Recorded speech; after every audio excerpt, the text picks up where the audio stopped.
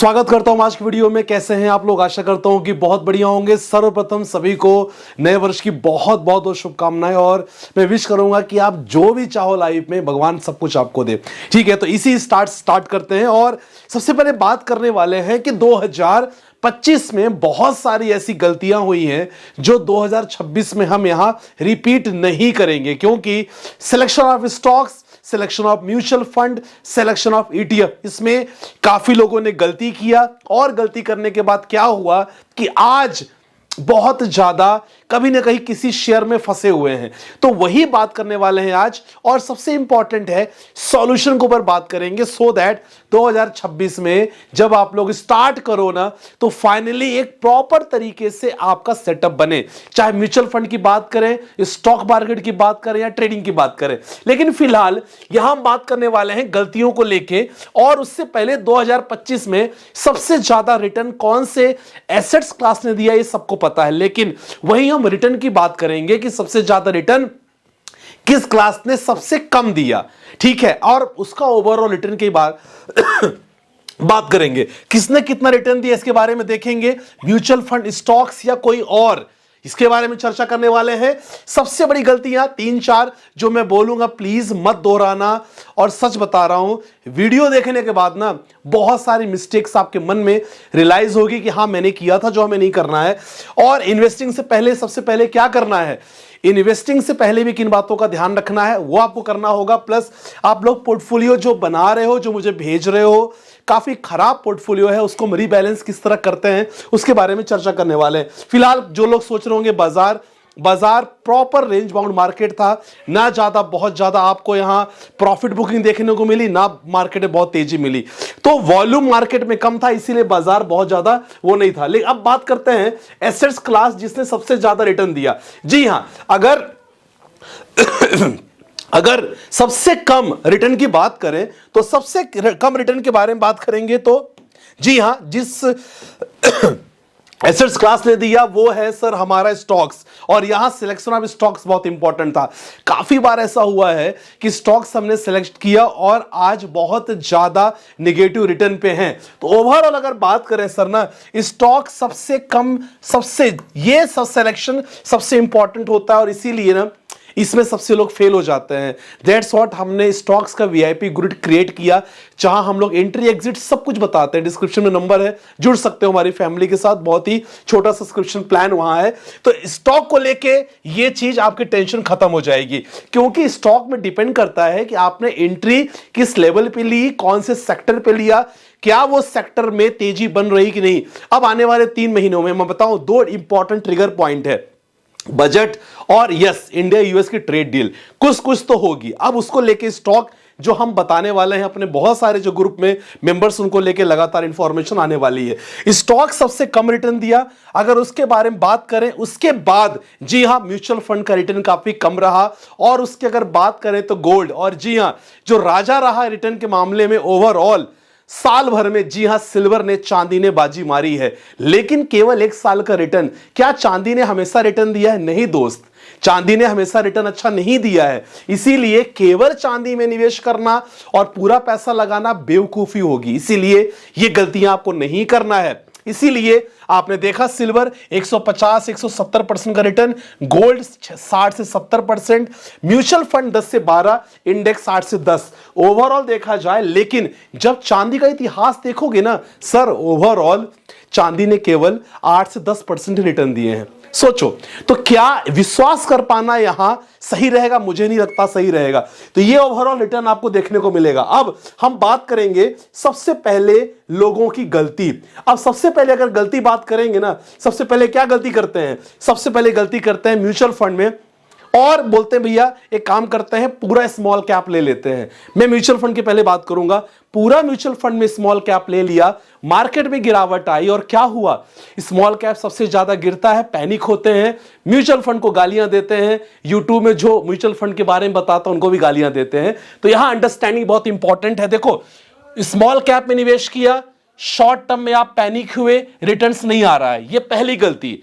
कुछ लोग mutual fund में लार्ज कैप ले लेते हैं, डेट फंड्स ले लेते हैं और शॉर्ट टर्म में वहां भी उनको रिटर्न नहीं बनता। ये भी होता है ना, आपको लार्ज कैप ले लिया, वहां पे रिटर्न नहीं बना, दोनों कंडीशन में उनको लगा म्यूचुअल फंड खराब है, लेकिन यहां जब तक डाइवर्सिफाई नहीं रखोगे अपना पोर्टफोलियो आपको दिक्कत होगी। इसीलिए जब भी सिलेक्शन करो, मैं क्या करता हूं, आप चाहो तो कर सकते हो, नहीं भी कर सकते हो, मैं क्या करता हूं 50-30-20 रूल करता हूं म्यूचुअल फंड में। 50% स्मॉल कैप, 30% फ्लेक्सी, 20% में मिड कैप रखता हूं। जी हां, लार्ज कैप में नहीं रखता, लेकिन आप लोग रख सकते हो, ऐसा नहीं है, सबका रिस्क प्रोफाइल अलग है, इसीलिए म्यूचुअल फंड में ध्यान रखो। दूसरा, जी हां, याद रखो स्टॉक सिलेक्शन क्या करते हो आप लोग, गलती करते हो, मुझे मालूम है काफी लोग स्टॉक्स का जब मूवमेंट यहां है सर एंट्री नहीं मारोगे, स्टॉक का मूवमेंट एंट्री नहीं मारोगे, जब स्टॉक का मूवमेंट बहुत अच्छा चला जाएगा काफी ऊपर, तब चिल्ला चिल्ला के बोलोगे यार खरीद लेना चाहिए था, खरीद लेना चाहिए था।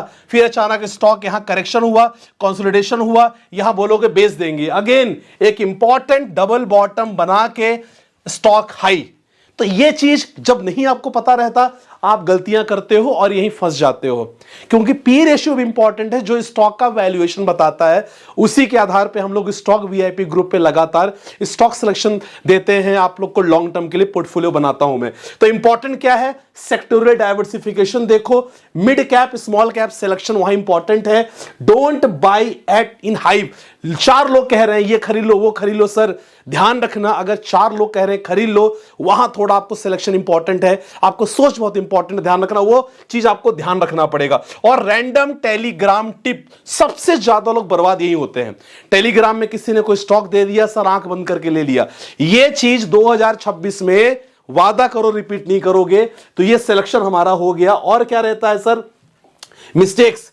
10,000 का पोर्टफोलियो जब भी बनाएंगे तो क्या रहेगा, अगर आप पोर्टफोलियो बनाते हो आपके पास मान लो 10,000 सेविंग है, टोटल 10,000 है, तो आइडियल क्या होना चाहिए, आइडियल क्या होना चाहिए sir, mutual fund. Mutual fund में हमने 5,000 डाल दिया, स्टॉक्स हमने 3,000 डाल दिया, और अदर एसेट्स हो सकता है गोल्ड होगा, हो सकता है सिल्वर होगा, हो सकता है ईटीएफ होगा।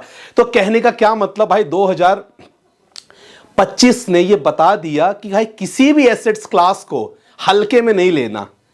बड़े बड़े धुरंधर जितने भी थे, किसी को नहीं पता था कि सिल्वर बाजी मारेगा, है ना। तो मार्केट सुप्रीम, मार्केट ने सबको बताया और सिखाया कि सर डाइवर्सिफिकेशन बहुत इंपॉर्टेंट है। मैं क्यों कहता हूं कि भाई इंपॉर्टेंट ये है, क्योंकि म्यूचुअल फंड में हमने किया, स्टॉक्स में किया, और अदर में अपने कैपिटल का 10 से 15% ईटीएफ में डालो, गोल्ड में डालो, सिल्वर में डालो, जहां आपको ठीक लगता है वहां कर सकते हो। और इसी हिसाब से आपको हमेशा पोर्टफोलियो वगैरह बनाना चाहिए। तो आई होप आपको समझ में आ गया होगा, और इस तरह आपको लगातार काम करना चाहिए। पर इन्वेस्टिंग से पहले क्या है, हेल्थ इंश्योरेंस लो। हेल्थ इंश्योरेंस की वीडियो आने वाली है, अप्रूवल से पेंडिंग है, उसके बाद आपके पास आएगी।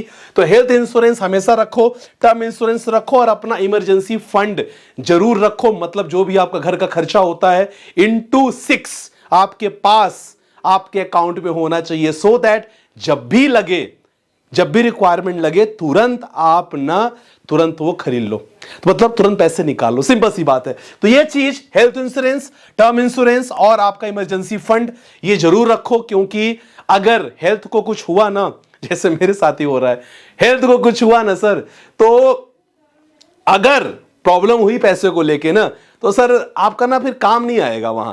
तो हेल्थ इंश्योरेंस बहुत इंपॉर्टेंट है, इसीलिए सो दैट आपके पास जो पैसे इन्वेस्टेड हैं वो पैसे कभी निकालना ना पड़े। ठीक है, चलो आपके कुछ पोर्टफोलियो पे आ जाते हैं। देखो वीडियो लाइक कर लेना यार, अगर वीडियो पसंद आए।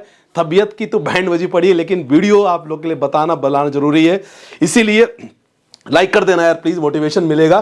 ठीक है, अपना पोर्टफोलियो भेजते रहो। जो लोग को जल्दी चाहिए they can take portfolio subscription number है, चेकआउट करो। न्यू ईयर का ऑफर 2-3 सीट बची है, देख लेना।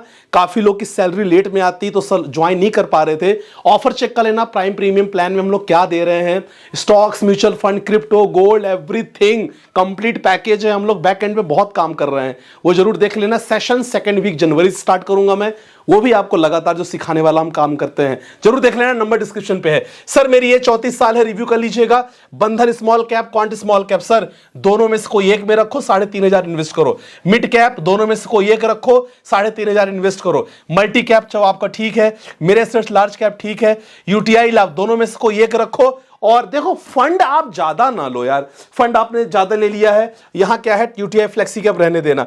बाकी लमसम आपका ठीक है, समय समय पे मार्केट जब भी डाउन होता है आप लगातार लमसम करते हो। अगला क्वेश्चन, सर अभी मेरी 32 ईयर्स एज का हूं, मैंने 20 साल के लिए इन्वेस्ट किया है, आप मेरा पोर्टफोलियो रिव्यू कीजिएगा।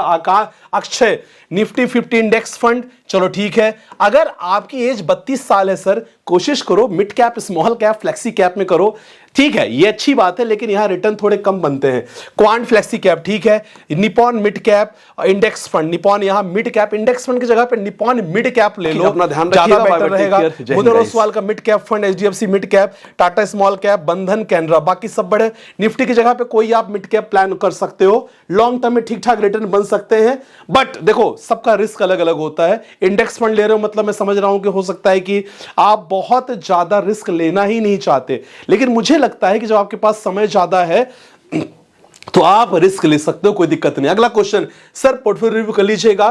Quant small cap, Nippon India mid cap, Parag Parikh flexi, Aditya Birla PSU, बहुत बढ़िया है, कंटिन्यू करते जाना, इसी में पैसे ऐड करना, कुछ अलग मत लेना। अगला क्वेश्चन, सर पोर्टफोलियो रिव्यू करना है, ICC prudential next 50, HDFC mid, axis small, Nippon 500, moment 50, यहां निपॉन का मिड कैप ले सकते हो, बाकी सब ठीक ठाक लग रहा है। तो माय डियर फ्रेंड्स, मैं यही चाहूंगा कि 2025 में जो गलतियां हुई हैं प्लीज 2026 उसको मत दोहराना, और yes try to become the patience investor. बहुत सारी गलतियां मुझसे भी हुई हैं और वही मैं कोशिश करूंगा खासकर ट्रेडिंग में जो हमें नहीं दोहराना है, बट इन्वेस्टिंग को लेके जितना पेशेंस आप दिखाओगे सर उतना अच्छा पैसा बनेगा। स्टॉक सिलेक्शन बहुत इंपॉर्टेंट पार्ट होता है, आने वाले वीडियोस में उसके बारे में हम चर्चा करेंगे, जरूर आप देखिएगा। बट स्टॉक्स के लिए आप ग्रुप आप फॉलो कर सकते हो, डिस्क्रिप्शन नंबर है। तो आज की वीडियो में बस इतना, आशा करता हूं कि समझ में आया होगा। लाइक कर देना वीडियो और अपने प्यारे कमेंट जरूर मेंशन करना। बाकी मिलते हैं नेक्स्ट वीडियो के साथ, ध्यान रखना स्वास्थ्य का, और अगेन आप सबको wish you very very happy new year. Bye bye, take care, Jai Hind guys.